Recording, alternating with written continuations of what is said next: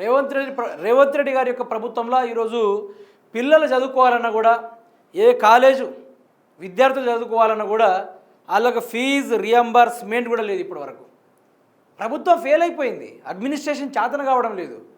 వీళ్ళు సంపాదించుకోవడం, దోచుకోవడం, ఎక్కడ భూములు ఉంటే ఆడ కబ్జాలు చేయడము, ఎక్కడ మంచి ఇండ్లుంటే ఆ ఇల్లును కూలగొట్టి బిల్డర్ను బెదిరించే ప్రయత్నం చేసడంలో బిజీ అయిపోయింది తప్ప ఈరోజు పరిపాలన సాగట్లా, ఎక్కడ కూడా సాగట్లా. ఈ రోజు నుంచి రాష్ట్ర వ్యాప్తంగా కాలేజీలు బంద్ అవుతూ ఉన్నాయి. రాష్ట్రం మొత్తంలో అంటే దేనికోసం చేస్తున్నాం? ఎవరైనా ఏ ప్రపంచ దేశాల్లో ఏ యొక్క దేశాల పరిస్థితి చూసుకున్నా కూడా విద్య, వైద్యము ఇదెంతో మెరుగ్గా ఉంది ఇతర దేశాలల్లో. కానీ మన దేశంలో విద్య, వైద్యాన్ని నెగ్లెక్ట్ చేసి ఓన్లీ భూములు, కబ్జాలు, దందాలు, బిల్డర్ ఇళ్ళు కూలగొట్టుడు, గీ పనులు జరుగుతూ ఉన్నాయి. అసలు ఈ తెలంగాణ రాష్ట్రంలో రాజకీయమే అచ్చి రాలేదు. అందులోనూ రేవంత్ రెడ్డి అయితే ఇక మరీ దరిద్రం అని చెప్పుకోవాలి, లెక్కని చెప్పుకోవాలండి తెలంగాణ రాష్ట్రానికి. ఆయన చేతగానితనం ఇక్కడ చూసుకోవచ్చు మీరు. ఇవాల్టి నుంచి కాలేజీలు బంద్, భారీగా బాకీ పడ్డ ఫీజు రియంబర్స్మెంట్, బకాయిలు చెల్లించకపోవడంతో కళాశాలకు తాళాలు, డిగ్రీ నుంచి నర్సింగ్ వరకు మూసివేత, కాలేజీల బంద్ పెడతామని నోటీసులు ఇచ్చినా పట్టించుకొని సర్కార్, చేసేది లేక బంద్కు దిగుతున్న కాలేజీల యాజమాన్యం. ఇక విన్నారా?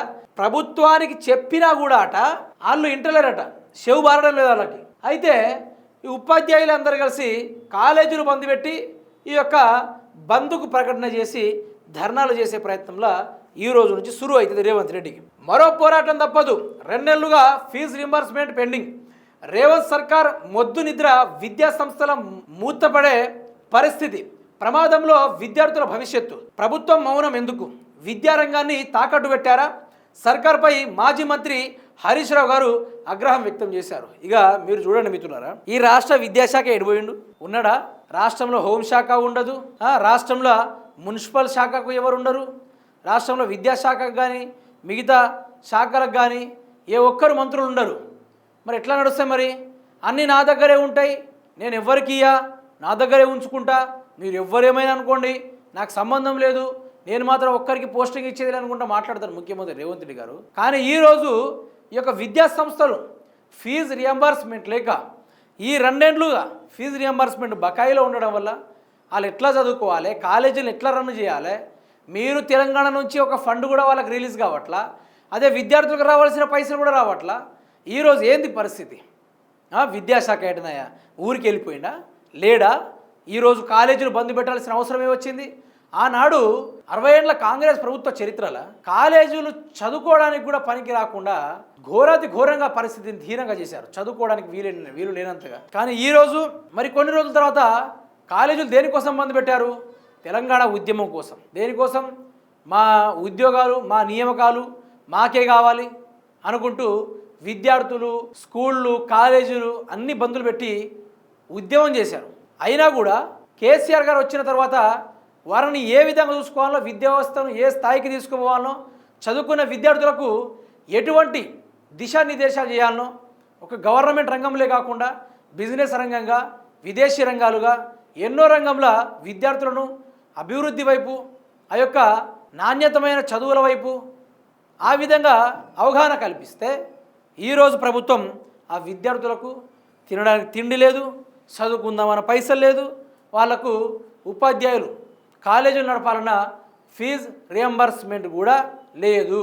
ఇంత దిక్కుమాలే ప్రభుత్వం ఉండి ఎంత, అది ఊసిపోతే ఎంత ఘోరంగా మారిపోయింది పరిస్థితి తెలంగాణలో.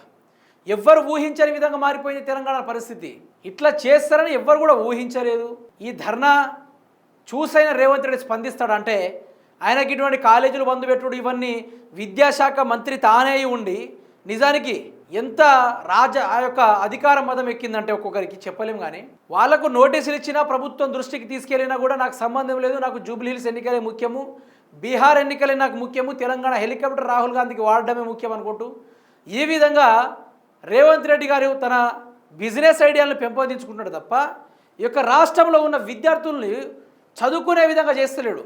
మళ్ళీ గన్నులు పట్టుకొని అడవులకు వెళ్ళేటట్టుగా చేస్తూ ఉన్నాడు ముఖ్యమంత్రి రేవంత్ రెడ్డి గారు.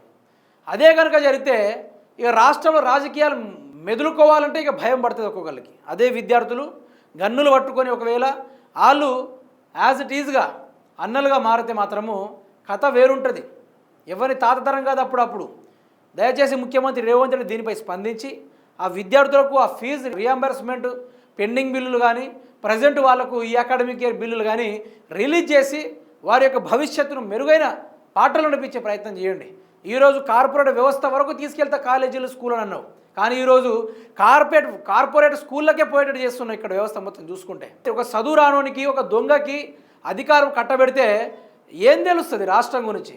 ఒక మినిస్టర్ పదవి చేసిండా, ఆర్థిక శాఖ చేసిండా, లేకుంటే విద్యాశాఖ, మున్సిపల్ శాఖ, లేకుంటే రాష్ట్రంలో హోంశాఖ, ఎన్నో శాఖలు ఉన్నాయి. ఆ శాఖల్లో ఏదైనా ఒక పదవి చేసుంటే రాష్ట్రాన్ని పరిపాలించే ఐడియా వస్తుంది. జెడ్పీటీసీ నుంచి ఎమ్మెల్యే పదవికి వచ్చిండు, ఎమ్మెల్యే నుంచి డైరెక్ట్గా రేవంత్ రెడ్డి ముఖ్యమంత్రి స్థాయికి వచ్చినప్పుడు కాపాడుకోవాలి కదా. సరే, నీకైనా తెలివి లేదు, నీకైనా చదువు రాదు, నీ పక్కనున్న వాళ్ళు మేధావులు ఒక్కొక్కరు 20 మందిని మెయింటైన్ చేసుకుంటూ ఆ యొక్క అర్థం కాకపోతే వాళ్ళతోటి అర్థమయ్యేటట్టుగా చెప్పించుకునేటోళ్ళు కూడా ఈరోజు పెట్టుకొని అర్థం చేసుకుంటలేవంటే నిన్ను అశోకుడి దగ్గరికి పంపించి పురాణాల గురించి మహాభారతం గురించి మొత్తం నేర్పించినా కూడా ఈ మహాభారతం అంటే ఏందని తిరిగి క్వశ్చన్ వేసే రకం ఈ ముఖ్యమంత్రి రేవంత్ రెడ్డి గారు.